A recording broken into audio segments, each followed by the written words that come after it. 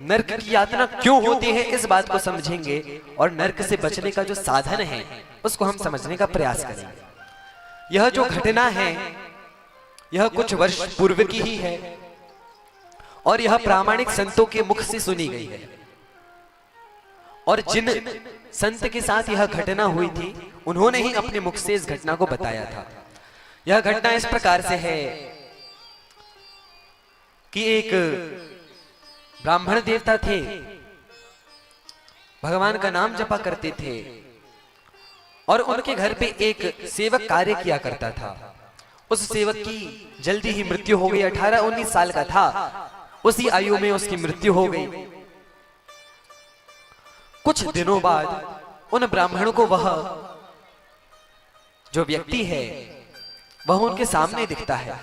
वो सोचते हैं कहीं मुझे भ्रम तो नहीं हो रहा। वह कहता है नहीं महाराज, आपको भ्रम नहीं हो रहा, मैं वही आपका सेवक ही हूं। तो बोले तुम यहां कैसे, तुम तो मर गए थे? बोले हाँ, मैं मर गया और मर के यमदूत बन गया। क्या बन गया? यमदूत। तब वो ब्राह्मण देवता पूछते हैं कि यमदूत कैसे बना जाता है?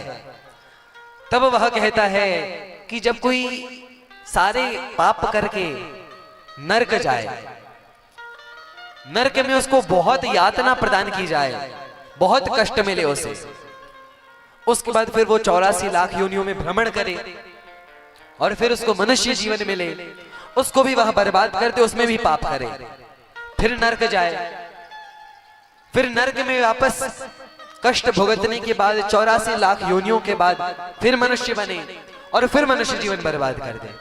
ऐसे जब वह 100 बार मनुष्य जीवन नष्ट करता जाता है तो यमदूत कहते हैं तुम्हें नरक से बड़ा प्यार है, तो चलो तुम्हें यहाँ की सारी स्थान पता है कि किस पाप की कौन सा दंड होता है, तुम यहीं के स्टाफ में आ जाओ और यहीं पे काम करो आप।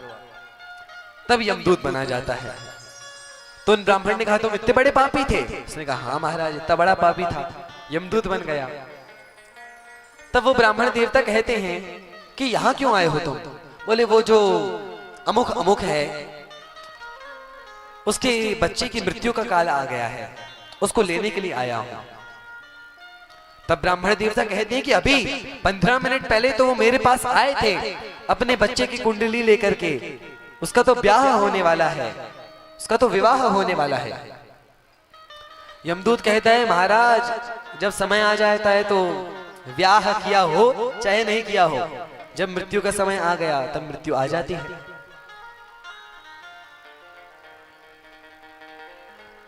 तो कुछ देर बाद वे सुनते हैं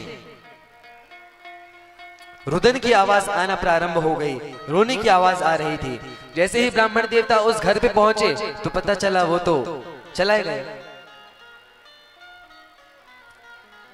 अभी कुछ देर पहले ही कुंडली लेकर के आए थे, क्षमा करिए मैंने थोड़ा गलत बोल दिया, जिसका विवाह होना था उसके पिताजी कुंडली लेकर के आए थे और उनके जो पिताजी थे उनका नरक गमन हो जाता है।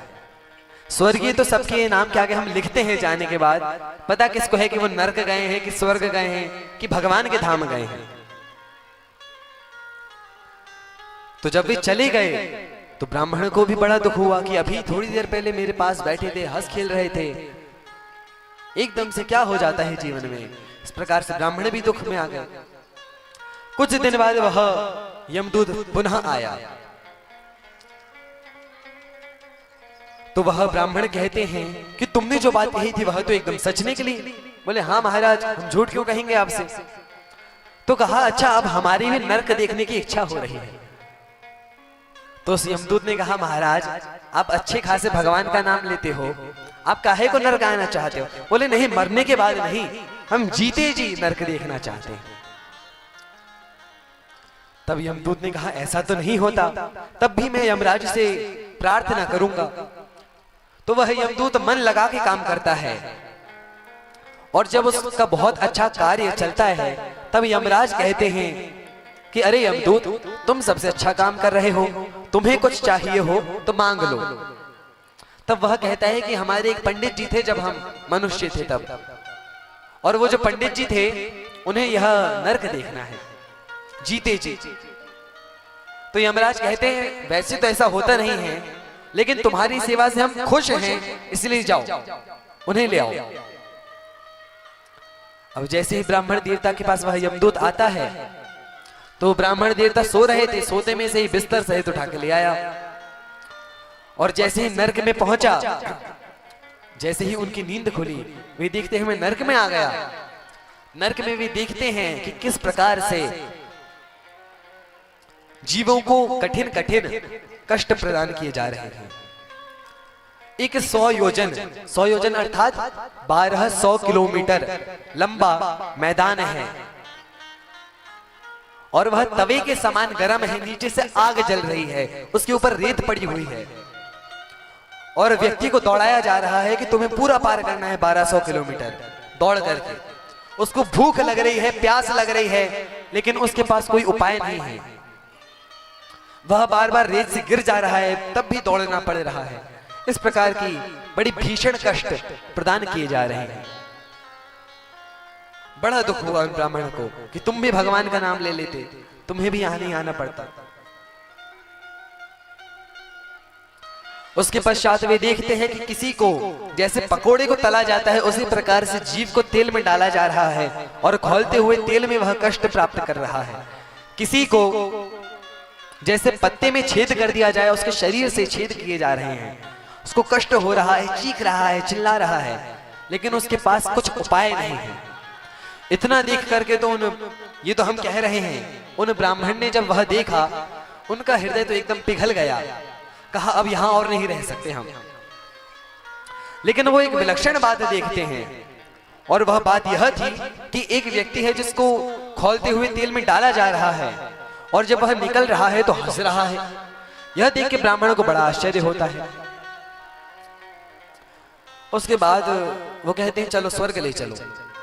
अब स्वर्ग में ले जाया गया। स्वर्ग में इतना वैभव कुछ कहा नहीं जा सकता। हर ओर सुंदरता ही सुंदरता। सारे जितने भी वहां की वाटिकाएं हैं, बगीचे हैं, वहां इतने सुंदर सुगंधित पुष्प हैं। स्वर्ग बड़ा सुंदर दिखा उन्हें। लेकिन वहां वो देखते हैं कि एक व्यक्ति लेटा हुआ है स्वर्ग में अपने रथ पे।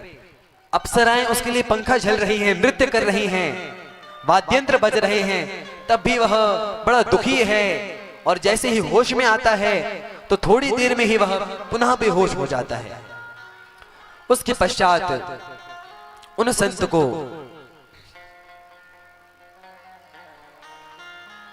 को बड़ा ही आश्चर्य हुआ कि वहां नरक में मैंने देखा कि एक व्यक्ति खौलते हुए तेल में से निकल रहा है और हंस रहा है, और यहाँ यह जो व्यक्ति है यह स्वर्ग में रह के भी दुखी है। तो ऐसा क्यों? सभी ध्यान से सुनिए। नरक में रह करके भी कोई व्यक्ति हंस रहा है और स्वर्ग में कोई दुखी है, ऐसा क्यों? जब उन्होंने यह बात यमदूत से पूछी तो यमदूत कहता है कि यह जो स्वर्ग में व्यक्ति है, इसके वंश में एक ऐसा बालक प्रकट हो गया है जो कि बड़ा ही राक्षस प्रकृति का है और वह मदिरा पीता है, मांस खाता है। इसीलिए उसके पापों का फल इसको मिल रहा है, क्योंकि इसके वंश में वह प्रकट हुआ है, इसके वंश में उसने जन्म लिया है। उसके पश्चात वे यमदूत से पूछते हैं वह नरक में जो व्यक्ति था वह क्यों हंस रहा था? तब यमदूत कहता है कि उसके वंश में एक भगवान का परम भक्त प्रकट होने वाला है। अभी उसने जन्म भी नहीं लिया है, अभी केवल गर्भ में है और वह भगवान का भक्त होगा। यही सोचकर के यह खुश हो रहा है कि अरे यमदूतों, जितना तड़पाना है तड़पा लो। जब मेरे वंश में वह भगवान का भक्त प्रकट होगा तो 21 पीढ़ियां तर जाती हैं, मैं उस 21 पीढ़ी में आता हूं, मेरा भी कल्याण हो जाएगा। अच्छा, आपके मन में एक प्रश्न आ रहा होगा और नहीं आ रहा होगा तो आना चाहिए कि जो नर्क और स्वर्ग जा चुके हैं, जो मर चुके हैं, वो अपने वंशजों के पुण्य या पाप क्यों भुगतते हैं? किस किस के मन में यह प्रश्न आ रहा है? किसी के मन में नहीं आ रहा। सबको पता है? आ रहा है कुछ कुछ। किस किस के मन में यह प्रश्न है? हम पुनः प्रश्न बोल दे रहे हैं, फिर उठा लें। किस किस के मन में यह प्रश्न है कि जब स्वर्ग या नर्क कोई चला गया मरने के बाद, उसके बाद वो अपने वंशजों के पुण्य या पाप के कारण क्यों अपने स्थान से हटता है? अब बताओ किस चीज को यह प्रश्न है? केवल दो माताओं को हम बता ही नहीं। बोलिए भक्तवत्सल भगवान की जय। तीसरी बार अंतिम बार पूछ रहे हैं, यदि आप सबके हाथ उठे तो बताएंगे, नहीं तो ये प्रश्न लेके ही जाना। किस किस को यह प्रश्न हृदय में है? अब उठे ना हाथ। अभी तक तो यही सोच रहे हैं कि कौन उठा रहा है, उठाया किसी नहीं उठाया तो हम क्या उठाए। तो ऐसा इसलिए होता है क्योंकि जो व्यक्ति मरता है उसके हृदय में आसक्ति होती है अपने पुत्रों के लिए, अपनी संपत्ति के लिए। तो उस आसक्ति के कारण वो भले ही स्वर्ग चला जाए अथवा नरक चला जाए, उसको अपने वंशजों के पाप अथवा पुण्य भोगने पड़ते हैं, क्योंकि उसकी आसक्ति उनमें थी। इसीलिए कहा जाता है कि आसक्ति रखनी है तो भगवान के चरणों में रखो अथवा भगवान के भक्तों के चरणों में रखो।